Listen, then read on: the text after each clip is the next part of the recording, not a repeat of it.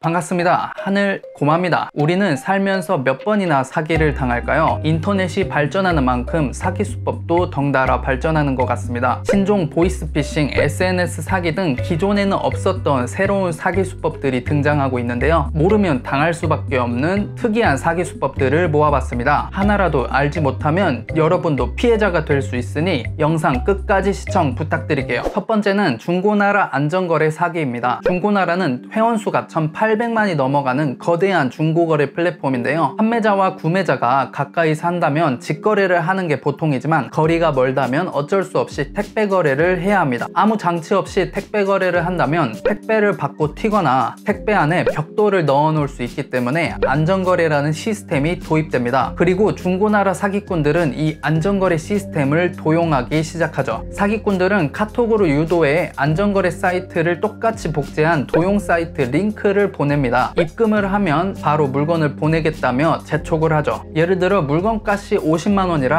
50만원을 입금하면 수수료 1,000원을 보내지 않았다면서 50만 1천원을 다시 보내라고 합니다. 이전 금액은 입금을 하면 자동으로 환불된다고 말하면서요. 그리고 50만 1천원을 다시 입금하면 200만원을 채워야 환불이 된다고 하면서 또 보내라고 합니다. 이런 식으로 수백만원, 수천만원이 사기꾼의 지갑으로 순식간에 들어갑니다. 사기 수법을 피해가기 위해서는 사기꾼이 보내는 링크를 이용하는 게 아니라 중고나라 게시글 안에 있는 안전거래 버튼을 눌러서 이용해 주셔야 합니다. 이렇게 하신다면 중고나라에서 사기당할 확률은 0%로 줄어듭니다. 중고나라 사기꾼들은 경찰에 신고해도 돈을 되돌려받을 수 있는 확률이 굉장히 적기 때문에 제대로 된 안전거래를 이용하시거나 직거래를 하시는 걸 추천해 드립니다. 두 번째는 인스타 로맨스 스캠 사기입니다. 인스타에서 미모의 여성이 팔로우를 걸고 DM을 보내 확인을 해봤더니 이 사람이 미군이라면 100% 로맨스 스캠입니다. 로맨스 스캠은 SNS로 접근해 친분을 쌓다가 돈을 가로채는 감정 사기를 일컫습니다. 2019년 4월에 있었던 사건입니다. 57세 미혼인 김 씨에게 자신은 미군이라고 소개하며 접근한 스티브라는 외국인이 있습니다. 카톡으로 친분을 쌓다가 어느 날 스티브가 자신의 아내와 아이들이 교통사고로 모두 죽었다며 김 씨에게 같이 살고 싶다고 청혼을 했고 재산금과 포상금을 한국으로 모두 보낼 테니 그 돈으로 같이 살자고 했습니다. 그리고 스티브는 재산을 옮길 해운회사를 섭외했다며 운송료를 보내달라고 요구했고 김 씨는 수백만 원에서 수천만 원까지 스티브에게 여러 차례 돈을 입금하게 되죠. 그리고 어느 날 스티브는 갑자기 잠적하게 됩니다. 김 씨가 스티브에게 보낸 돈은 총 4억 3천만 원이었습니다. 이런 로맨스 스캠 사기 수법은 인터넷에 검색하기만 해도 다양한 사례로 확인할 수 있고요. 대부분 몇 개의 계정만 해킹해서 그 정보를 돌려쓰기 때문에 한 번만 훑어보셔도 이런 사기에 당할 일은 없을 겁니다. 사람의 감정을 사서 사기로 되돌려주는 정말 악질적인 사기 수법이죠. 세 번째는 몽캠피싱 조건만남 사기입니다. 진용진님의 이 영상을 보신 적이 있으신가요? 간혹 페이스북으로 야한 옷을 입은 여자분이 친구 추가를 걸어 대화를 걸 때가 있습니다. 이분들과 대화를 하다 보면 영상 통화를 하면서 같이 야한 짓을 하자고 꼬드기는데요. 매력적인 프로필에 이끌려 영상 통화를 하자고 수락하면 어떤 링크를 통해 어플을 설치하라고 요구할 겁니다. 그러면 여러분의 폰에 설치된 그 어플을 통해 여러분의 개인정보가 모두 해킹되고 영상통화의 녹화본을 주변 지인들에게 보내겠다면서 협박하고 돈을 내놓으라고 할 것입니다. 이건 몽캠피싱 사기이고 영상통화가 아니라 직접 만나서 하자고 꼬드긴다면 조건만남 사기입니다. 모텔에 가서 일정 금액을 입금하면 곧 도착하겠다고 유혹할 겁니다. 입금이 완료되면 어디론가 전화를 걸어보라고 할 거예요. 그래서 전화를 걸면 아까 입금한 금액 플러스 안전예치금을 더 입금해야 한다면서 몇 배에 달하는 돈을 다시 입금하라고 요구할 겁니다. 또 돈을 입금하면 이번에는 수수료 1,000원을 빼먹었다면서 1,000원을 더한 금액을 다시 입금하라고 할 거예요. 여기서 환불을 하겠다고 하면 아까 말했던 네이버 안전거래 수법과 동일하게 100만원 단위로 채워야 환불이 되니 다시 입금하라고 요구할 겁니다. 그러면 순식간에 몇백만원에 달하는 돈을 잃게 되는 것이죠. 정신 차리고 보면 통장에는 0원이 찍혀 있을 겁니다.